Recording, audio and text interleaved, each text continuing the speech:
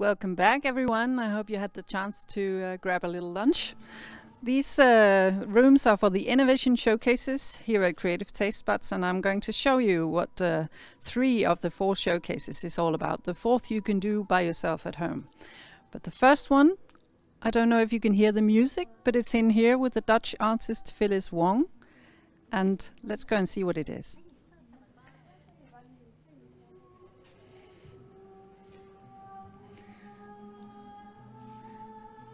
This is a room that gives me a feeling of kind of a church.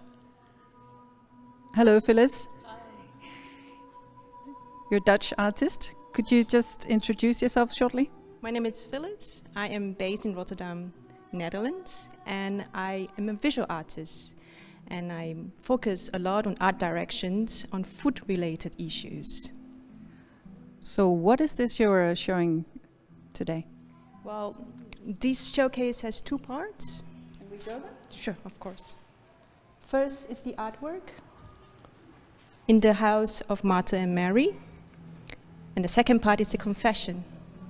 Eva, would you like to do a confession? Yes, I would. Would you like to kneel down on the pew? Okay.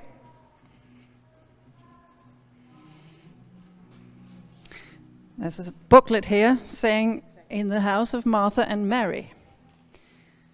What should I do? Let's start. I would start by telling you a little bit about the artwork. That is part 1. This is inspired by St. Luke Gospel, the biblical episode where Christ and his disciples were in the house of Martha and Mary. And you can see from here, a lot of paintings have actually been inspired by this drawing. This one is by Vermeer. You have Martha and Mary and Christ. Christ arrived, and Mary only stood by his feet and listened to his stories and his wise words. Martha comes in and say, "Oh Christ, Jesus, I'm trying to make you a feast to welcome you, but could you release my sister so she could come and help me in the kitchen?" And Christ say, "Oh Martha, you don't know what is more important. Obviously Mary picked what is more important, which is to listen to my words. Food, feast is only material, so we should follow Mary." Here is another one. This is done by Peter Artson, and you can see in this era the amount of still life that surrounds the story at the background. And this is my creation. So we have Martha sitting on the bench, savoring all the local produce. Well, me being from Holland, this is all what you can get. This is plenty. And then we have Mary, seemingly very content with a pineapple. And the pun here is, we are just like Mary. We are religiously consuming a lot of imported exotic fruit. Here, Christ has disappeared. We are all just conforming to the wise words of imported food. So let me see if I get this right. On the table, you see the local produced food or regional food, Yes. which is more sustainable than the imported pineapple. Yes. So what do I do with my thirst or hunger for the imported food? Then let's go to part 2. So, these are the top 3 most consumed exotic fruits in the EU. We got avocado first, then pineapple and mango. Would you confess which of these do you consume a lot? I'm confessing that I do eat quite a lot of avocado. Okay. And not so much pineapple, but sometimes. In the summertime I do like pineapple. That's fine. Let's move on. Let's see. So I have a chart here. This shows all the exporters of avocado. It is Mexican origin, and these are the list of countries far away from here that produces this fruit to fulfill the European market. So we should just step back and think, in order to have a more sustainable food consumption, we could think about other things that's grown in the EU that replaces what avocado can give you. We will never find something that completely replaces avocado, but take a look. Avocado is full of fiber, and we love to eat it when it's so creamy, like butter. But fiber is also from a lot of nuts. Walnuts, hazelnut, almonds all come from EU. If you just want this creaminess, all you need to do is blend it down. And I've also listed just, the other examples like hummus, chickpeas is exactly the same too. And it's also from here. It's grown plentiful here. So if we just step back and think about what other thing can replace, and then the next bigger problem can be solved, which is we have so much problem in the growers' country. There is drug cartel, there is deforestation. These problems. It's a lot of growers are suffering just so that we could have an avocado. It's true, but let me be the devil's advocate here. It seems maybe you are preaching a little bit because you are trying to make us think in this artwork, reflect on the choices we make. And as you point out, there are some great local or even regional alternatives. What should we do to make the better choice? Like every day, you're talking about a moral choice, are you not? We should really seek and give more education. We should educate people more about this. I think my artwork, this installation, is trying to just show more transparency. We need to raise awareness. We need to make this more feasible for everyone. And we need people to educate so we can absorb this and we will then practice it. We don't practice that much religion nowadays, but we can do this with our food choices. And who do you think should be the Christ of today to help us make those sustainable choices? I think we are our own Christ. We need to filter out what is right and what is wrong in general too. And we need to also support what is around you. Then think that because there is a variety, that gives a better palette. What do people say when you present this artwork to them? You're the first one. Okay, I'm confused here because I don't know if a little pineapple is allowed or I should completely. Of course, it is allowed. It's relative how much you reduce. I'm not asking you to reduce right away. It will not solve the problem. It is a problem that takes years and generations to solve, but moderate. If you do it every day, change it to weekly, and then change it to monthly. And then also practice other things that replace the same flavor. Because after all, our choices are not decided by us. We pick our choices with the variety from the supermarket in a higher level. Unilever, for example, the economy. They are in some vicious circles deciding what we are eating. But you need to, hold your rights to know what you should favor, and then you do your part. I think when we all practice this in years to come, supermarket will change their choices too. So does the economy. Yeah. Did you make any changes in your food preferences yourself? Yes, I have a catering company for 10 years. I practice a lot of just eating local, food waste, using all this cut-off vegetables to make a soup in the end, so nothing is wasted, and support a lot of forgotten vegetables. Only because it's more work to prepare, only because, like Ola say, it's bitter. Just be adventurous. Because I have 2 children. I need to educate them. And here I am, acting Christ for them. We need to lead them the right way. Okay, so now I confessed my love of avocado and pineapple. I also like some of the other stuff on the table there. What should I do now? You don't need to stop. You need to just understand this, spread the word. That's a message. Yeah, that's a message. Thank you. I'll just take some time to reflect, and maybe the photographer can show around this room.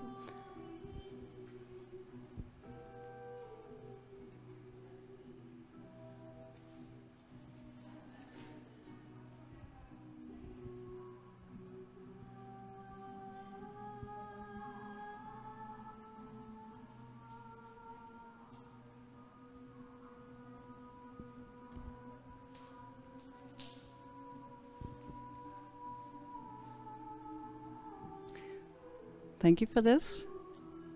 If you're ready and that we perform a penance, I'd like to offer you a hostia like a priest would after a confession. This is knakbrod. It's made in the bakery from Aarhus, a bakery called Morana. I've asked them to make it in a circular form so we could reflect this. On top of it is seaweed pesto, and it is from a company called Nordisk Stank, and it's only 30 kilometers from here. Just an example how we can support local. So this is locally produced, yes. Knækbrød, you'll have to practice that. Knækbrød? Yes. Should I take one? Yes, please. Thank you. Okay, so this is locally produced knækbrød and seaweed pesto, also locally produced. I'll have a taste.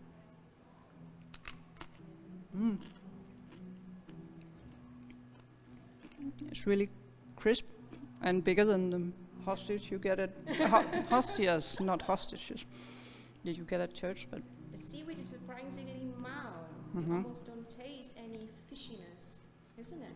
Yeah. I taste the sea, I taste salt, but not fishiness.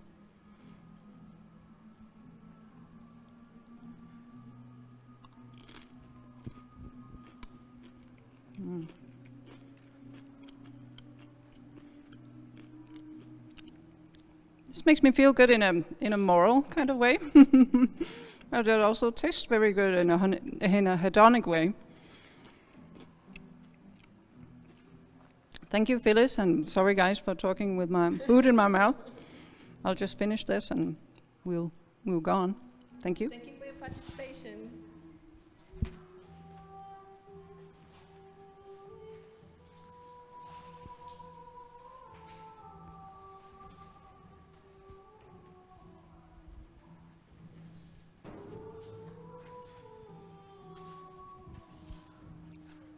Okay, sorry. The next showcase is a dialogue, I think.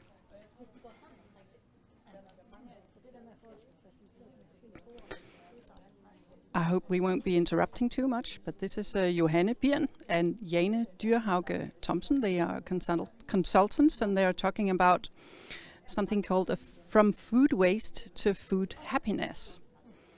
So let's go and see what it's all about. Hey, can I interrupt? Of course. I just said to the audience at home that this is From Food Waste to Food Happiness. Could you explain just shortly who you are and what it is you do here? Yeah. My name is Johanne Birn, and I've been working in this food waste field for at least 10 years now. At the beginning, we were working a lot with how... You a chef? No, I'm not a chef. Actually, I'm a project manager. Yeah. So what I've been doing is I've been facilitating and been in front of a lot of projects where we have been working with chefs and large-scale kitchens and producers and the catering sector about what are the issues regarding food waste. And along with that work, at some point we found out that maybe we should shift the focus. So instead of talking so much about what we cannot do or what we should not do and all the point of, and stop pointing fingers at each other, maybe we should talk about food happiness instead and all the good things that food can actually do. But could I just, what are the issues, the biggest issues of food waste? I think the biggest issues is that it's a systemic problem. And instead of pointing fingers and instead of talking about what can you do or what can you do or what the producer can do, then we have to talk about which changes do we have to make in the system, and what are the actions that I do as a person. How does those actions actually reflect along the system? And if we start shifting the focus and thinking about food happiness and the joy of food and all the good things that food can do, and use that to make meaningful and impactful sustainable actions in our life, then we will actually reduce food waste, but in a much nicer way. So the question of food happiness, is that for a canteen or is it for a family or is it for restaurants or who do you work with? We have been working with the professional food makers, restaurants or kitchens and hospitals, and but I think it's also for the families actually. The questions and the tools could be quite the same, maybe. Yes, it is, and in the way we're working with it here, it's for everyone. Could you show me? Yeah, I think Jane, my colleague, will. Okay. Yeah. We have some different tools here, how to where you can explore food happiness and also explore small different things you can do in everyday life. Both you work, if you work in this field, you might be able to use some of the ideas there, but it can also be in private life. You know, I brought a volunteer, so maybe if you can, could we please try and do some of it? Yeah. This is Marie. The first station we have, or the first tool, is to get creative and explore what food happiness is to you. And you do that by building in Lego, and you just build what come into mind. So what food happiness is for me? Yes. Okay. The blocks can be whatever you want them to be. Okay. Yeah, and they're nothing too small or too big. It's just what you want. So it can be kind of artwork. It's my associations. It's Okay. exactly what you want. Well, I will try that. Just to explore and set your mind into what could food happiness be. Okay. I'm on it. Okay, so this is the question of finding out what food happiness means to you. And that could be anything. While I do it. So food happiness for me is deliciousness. And I am a vegetarian, so it is delicious meals tasting of umami. So I take some greens here and some other greens. And then I need to find some umami here. And also some crispy texture. And on top of that, I need some family or friends to eat it with, because I enjoy it more. I'm not very good at Lego. It's long. That's a time good ago. point. I can grab some family members here. Yes, and also varied diet. So I put in different colors. This tree is it has its own life, like veggies does or do. And varied diet means I would like different colors. And this is one of my friends. And this is another friend. And this is me. And I need the crispiness. That's also something I really appreciate in a meal. So I'm digging a little into the food, but that's because I'm a sensory scientist. So I need to think of which sensory inputs I enjoy while eating. Is this crispy? This is a crispy, a crispy part of the meal. And what more do I enjoy? Well, it's complex. I enjoy when it's nicely made. I could say this is nicely made. And then with some jazz music playing in the background. This is a loudspeaker or a band. And I think I'm there now. This is a really nice meal where I would be happy. So what do you make of this, Jane? I think it's very interesting, and that you now have some ideas to work with. How could you turn this into some sustainable and impactful actions? And that's actually what the next station is about. It's getting ideas and explore how difficult they are to do in everyday life. And we made a guide for that. But Could we just recap Maria's preferences here? There are music. Yeah. There's good company. There's good nutritious, healthy vegetarian food. And tasty. And tasty. Delicious. Yes. Very important. You looked for umami, you looked for colors, you looked for texture. Yes. Did I get it all? Yeah. Good. Great. And elaborating on what you said, I always have family company, and I sometimes put on music. But I think a constraint is time, as you say. Like in everyday life, that's a constraint. I can't find time to do all this every day. But Jane will help you do that. But maybe you can find a small thing to do that might take some of it. And that's what this is about. It's about exploring that and we made a guide with some questions that you can do. And the basic idea here is to just think of what could you do, and it can be everything. And I would say that this is good to do with another person, because you might get more ideas if you talk about it. So let's do that. Okay. So Explore options for actions. yes, and then it says write down at least 3 ideas where you can create food happiness in order to prevent food waste and make meaningful and sustainable initiatives in everyday life. So, ideas. Yeah. Hmm. Should I get a paper for the camera? Yes.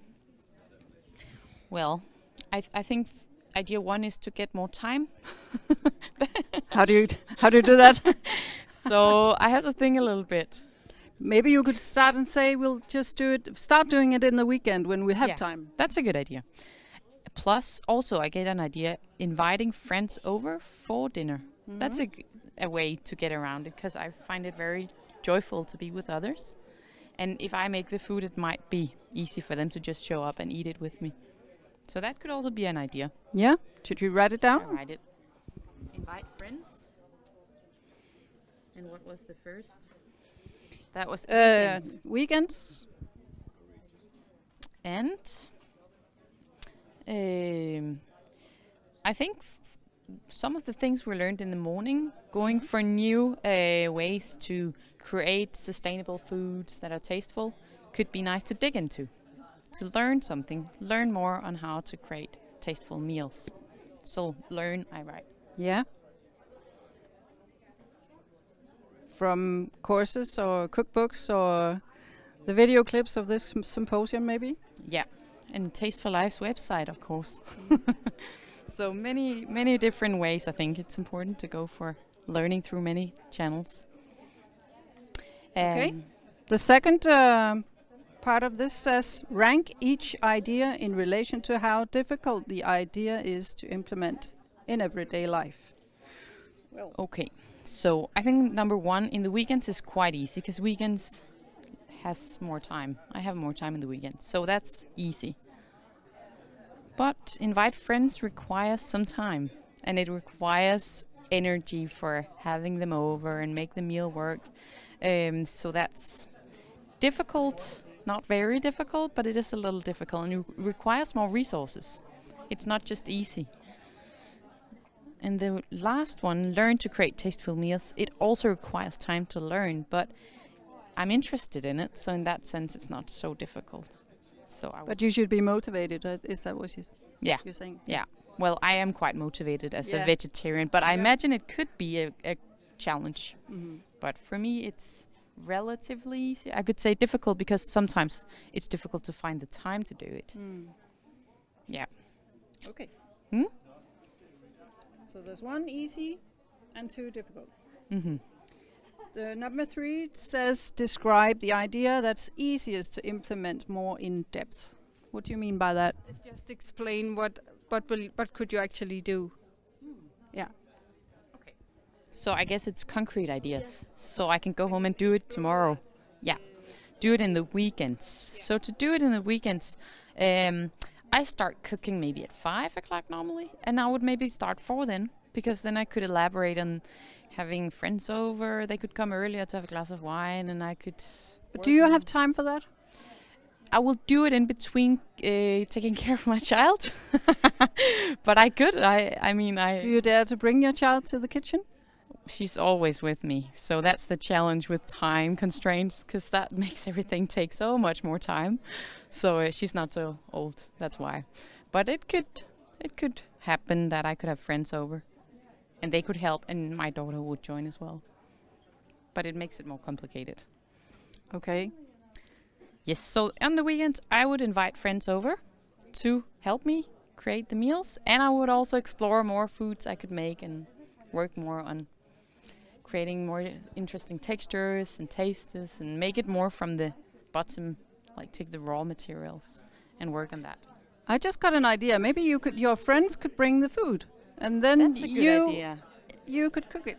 That's a really good idea. You could make like a jam session, like if I don't play music anymore, but like musicians, they share their music and whatever they have, you might also share the food. I think that's a good idea. And also I like commonalities where you eat together and you do things together. So I think that's a good idea, to join each other on cooking, and it could also be at their place, of course. That's a good idea. Do you think they will buy into that? Well, I'm a foodie and I studied food science, so all my friends are into food, so I think they buy into it. But I think for others that could be the case as well, because food is something we all have in common and we all eat. So I think that's something you could meet and have together. Okay, but for others that are not food scientists, that might need a little more work. Or what do you think? If we should make more sustainable choices, well, there's sustainability itself in being together and bringing food together, maybe. But there's room for improvement, or is there room for a conversation about what we should eat, or what do you think? Yeah, I think there would still be the time constraints and then skills. Then you would need to take on more skills, learn more if you are not like me, a scientist, or you working with food every day, and then I think you need more knowledge. So at the end of the day, I think talking about it could be great, but also digging more into a recipe, for example, and then do that together, make that recipe, and then I think you get across those obstacles. Okay, Jane, what's your advice now? You listened to Marie's reflections and my questions. What would be your advice to Maria in her situation? Advice would be, do what work in your life and with your friends, because if you're not a foodie, I think they should start the same way and figure out what could they do, what do they want to do. So it's not a universal, generalized solution you get here, but you get something that works in your life and works with your friends, and make small changes. And I think that counts a lot, because you will do that again and again, and maybe your friends will learn, and then they might learn some of their friends that don't know that much, and who knows what it will turn out. So you will start a movement, maybe not change the world today, but in small steps. What did you do in your everyday life? I try to make tasty food every day that I like, and I also try to keep it simple with few ingredients, because that's more easy for me to handle. Also, I'm often quite busy, and if I have to have a lot of different ingredients, often I don't have them or I waste them. But if I can use few ingredients and get creative and do different things with them, it works very well for me. And I'm happy, I get good food, and I also waste less food. Yeah, and it's interesting. I'm noticing that you both talk about tasty food, and you also both talk about taking the time or getting the time to make that. And I think we had a discussion earlier today about the time issue, and you probably also agree that tasty food is quite important, sustainability or not. So you were going to use this way of thinking to make a more sustainable life every day. Yeah. Well, how do you do it in professional settings, like in canteens or restaurants? Often with facilitating the ideas and the processes, a little bit like this, what can you do? But then it's with a group and with the professionals, and start in the small. What can they do? What makes sense? What it's easy to do? Stuff like that. And then they start moving. And they start talk about it, and it gets fun. We often experience that people think it's fun. Not in the beginning. It can be very scary working with food waste, because often it's like, okay, then we have to do something that are not as good a quality as we used to. But working with it this way, it's not bad quality. It's fun, and you get creative. And you also have an opportunity to use all your knowledge as a food professional. So often we experience that people are a bit like, okay, this is not a bit scary. And when they start, they get very engaged in it. Yeah, and it sounds like the more we do it, the more engaged you get, and the easier it might also get. Thank you very much. Do you have anything to add? No, we have some more stations where you can also explore the sustainable aspects of your ideas. You ask questions of what would the climate say to this idea? What would the planet say? What about the society? What about the global perspective? What about the local? So you get more in depth with what is the consequences of your idea. Those are good questions too, but I think we'll move on because you also need a break at home until the next session. But thank you, Jane. Yes, thank you. And thank you, Marie. Thank you. We have to make time for some wine tasting too. I don't know if you have any wine at home. If you do, you can join in. Otherwise, I'll show you.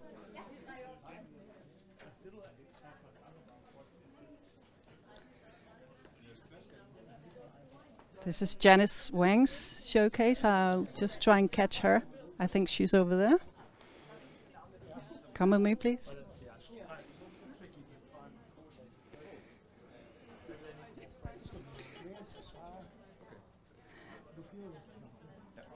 Janice, can we talk to you, please? What I know about this showcase is that we have a conventional and an organic wine. Is that correct? That's correct, yes. And what's the problem? Well, the point of the tasting is to see if people can guess which one's organic and which one is conventional. And what we're trying to do is I study what expectations people make about organic wines. Because like we said earlier today, when it comes to eating, it's not just about what the food tastes like, but it's what people think the food tastes like. And I think one thing with organic wines is it's very interesting how people assume organic wines would taste like. So I've been trying to study that in a series of different studies. So this is like twist number 3 that I've done so far. And I won't say any more because I don't want to ruin the secret for everyone who's doing the quiz right now. Okay, I was just trying to, with my what the problem question was, conventional wine has a problem with pesticides or? Yes, wine is one of the agricultural crops with the most amount of pesticides. In fact, I think in France, something like 80% of all pesticide usage in agriculture comes from grapes. So. Okay, I get it. Well, let's taste. Can I taste? Would you actually like to do the whole experience? Depends on how long, but... I mean, you can definitely try. Yeah, yeah. If you maybe move over to that table, okay. I will bring you some glasses. Yes.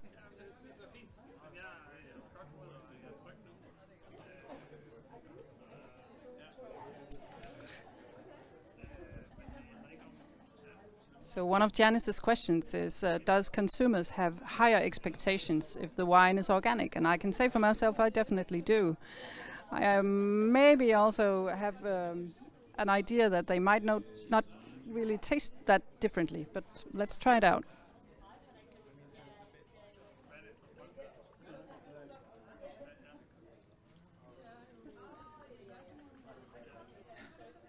So it seems one of them looks a little bit darker than the other one, but I will be right back. Yes, great. I'll just have a sniff. So one of these is organic and one is conventional.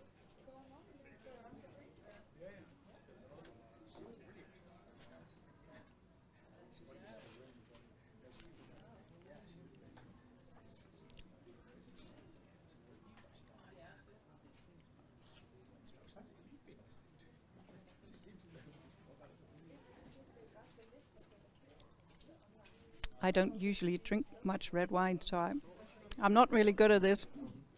Barry, maybe you can fill me in on this.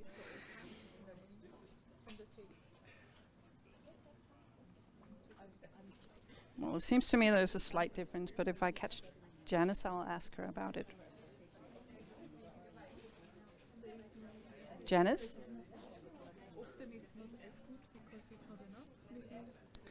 I've tasted. And what do you What? think? I think this has a slightly longer taste than this one. Okay. Otherwise, I couldn't really tell the difference. So I can say that they're both wines from Chianti. They're both Chianti Classical.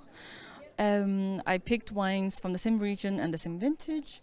One of the vineyards is classified organic and one is not. And I mean, to be honest, there's no reason why organic agriculture should produce wines in a particular style or the other.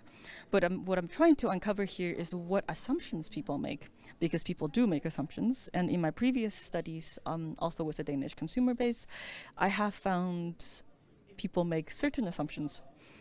For example, I did one study at Food Festival 2 years ago, where I gave people the same wine, but I said one of them was organic and one was not. And I noted there were consistent differences in how people tasted the wines if you just changed the label. People were also more willing to pay for the organic wine. So this time I'm doing something differently, where the wines actually are different, but I want to see what kind of sensory descriptions drives people to choose one or the other. Yeah. Do you have a hypothesis about what people's preferences might be? That's a good question. It might also depend on the expertise of people. So that's part of what I ask in the questionnaire.